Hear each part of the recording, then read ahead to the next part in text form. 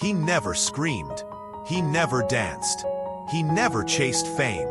He never needed to. While the NBA spotlight trailed the loudest voices and flashiest players, Tim Duncan stood in the shadows, silently, efficiently, and deliberately, becoming one of the greatest players the game has ever known. While others built brands, Duncan built a dynasty. He didn't sell shoes. He didn't go viral. He didn't flex on defenders. He just won, every single year. He was the kind of great that didn't require explanation. If you knew basketball, you knew him. But over time, as noise became currency and flash became the new standard, his legacy began to fade from mainstream memory. And yet, his quiet storm still lingers. Unshakable, undeniable. This is not just a story of a champion.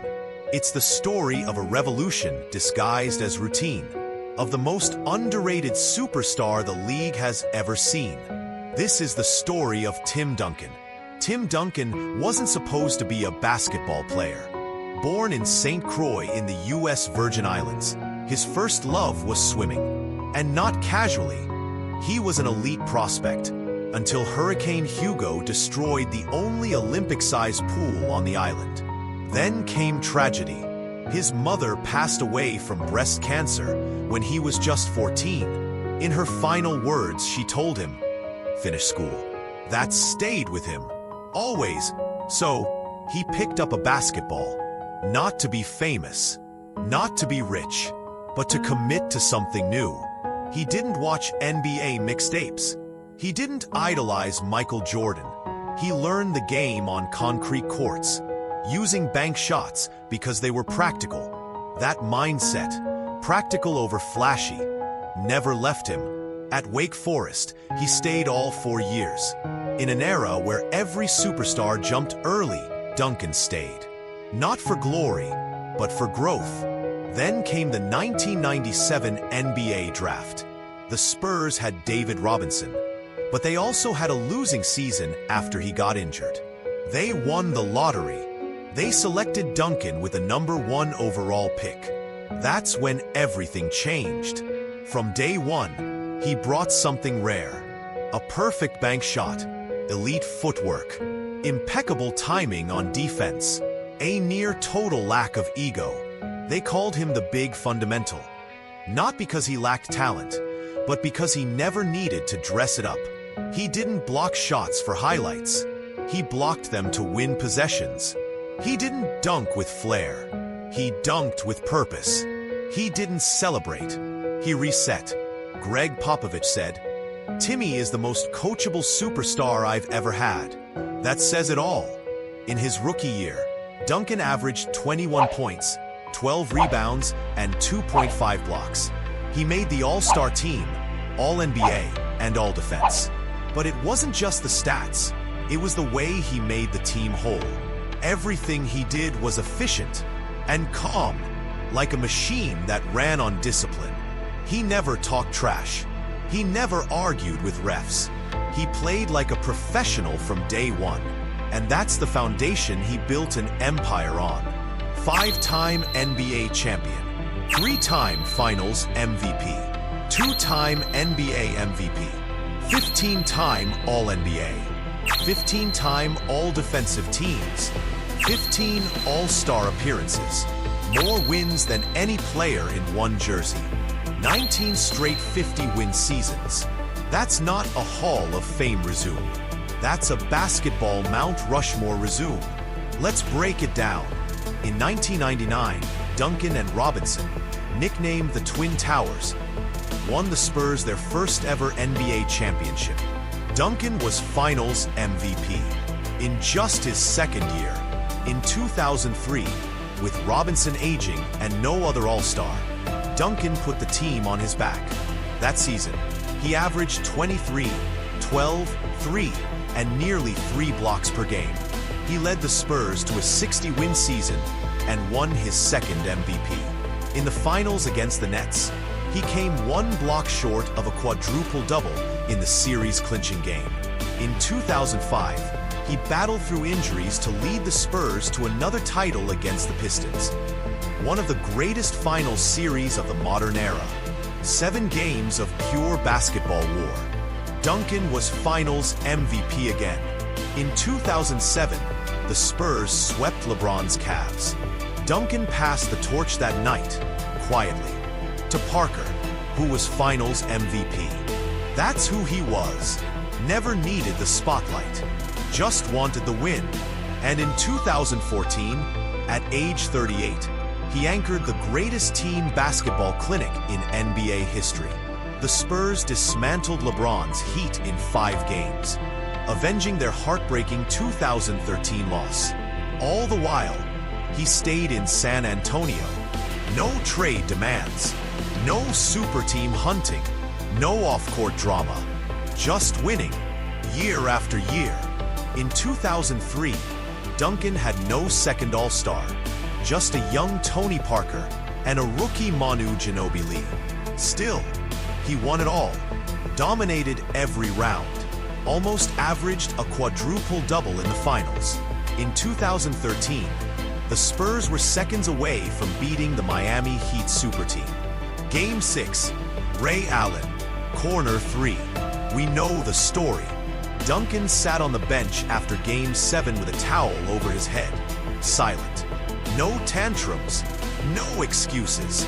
In 2014, he came back, at 38. He didn't seek revenge in the media. He let the scoreboard speak. Spurs 4, Heat 1, the most beautiful team basketball we've ever seen. Duncan averaged 15 and 10 that series. But it was his leadership, his screens, his interior defense, and his unwavering presence that dominated the floor. Every time he blocked a shot, he didn't celebrate. He just jogged back. Every time he made a dagger bank shot, he didn't scream. He just looked down and nodded. He was the ultimate silent killer. The Spurs' run of excellence from 1999 to 2016 is one of the greatest in sports history. And at the center of all of it, Tim Duncan. He didn't just play the system. He was the system. Greg Popovich once said, "Everything we did was built around Tim." His humility made everything possible. He took less money in 2010 so the team could sign better players. He never complained about minutes. He mentored every young big man who came through San Antonio. He made Tony and Manu better. Not just by passing, but by never needing to be the man. Spurs culture? That wasn't a brand. It was Duncan's personality institutionalized. Discipline, selflessness, defense. That's how you build a dynasty. In 2003, Shaq and Kobe were at their peak. The NBA was their kingdom. But then, Tim Duncan showed up with a team nobody feared. That season, Duncan averaged 23 points, 12 rebounds, 3 assists, and nearly 3 blocks per game. He won the MVP. In the playoffs, he dismantled the Suns, Lakers, Mavericks, and Nets. Against Shaq, he outsmarted him. Against Dirk, he outworked him. Against the Nets, he nearly got a quadruple-double in the finals. In Game 6 of the finals, Duncan posted 21 points, 20 rebounds, 10 assists, and 8 blocks.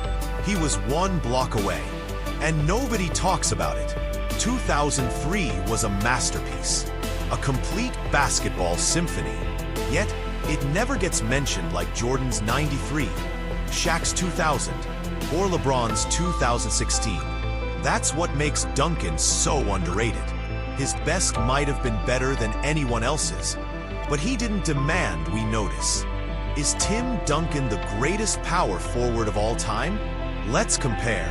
Karl Malone, more points, but no rings. No defense like Duncan.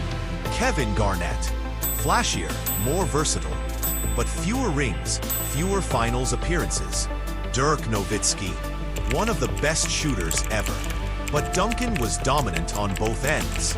Giannis Antetokounmpo, emerging greatness. But the consistency isn't there.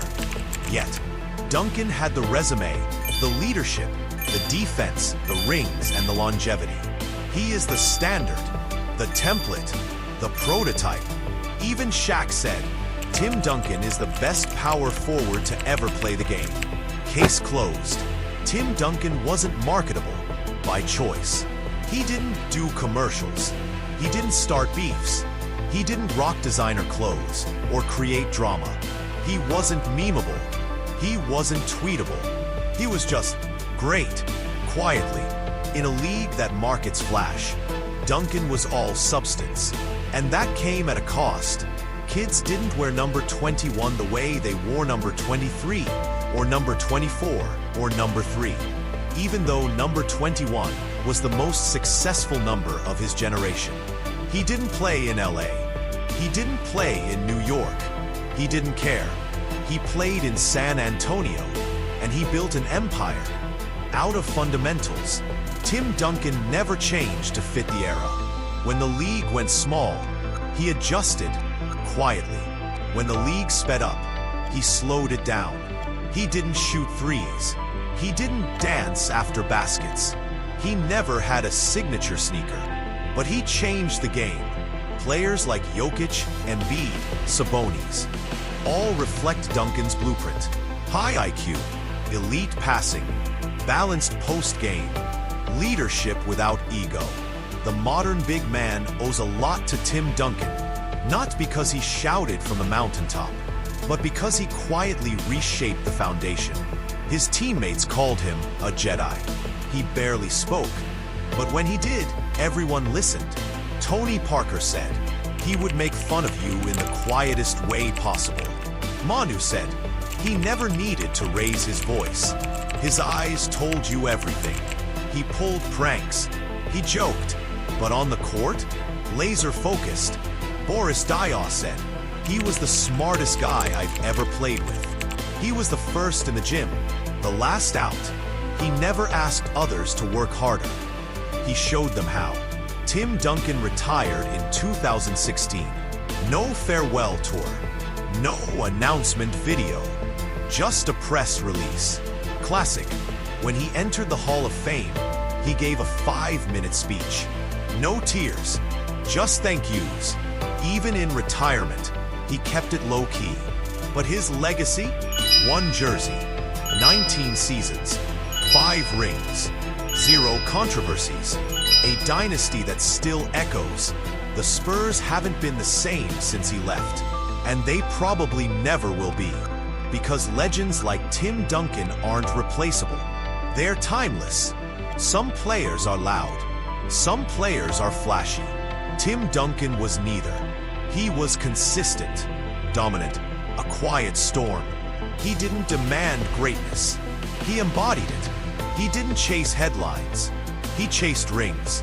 And when the history books are finally honest, we'll realize that Tim Duncan wasn't just the best power forward ever. He was one of the best players ever. Period. If you believe the game is more than just highlights, subscribe. If you believe greatness doesn't always need a microphone, like this video.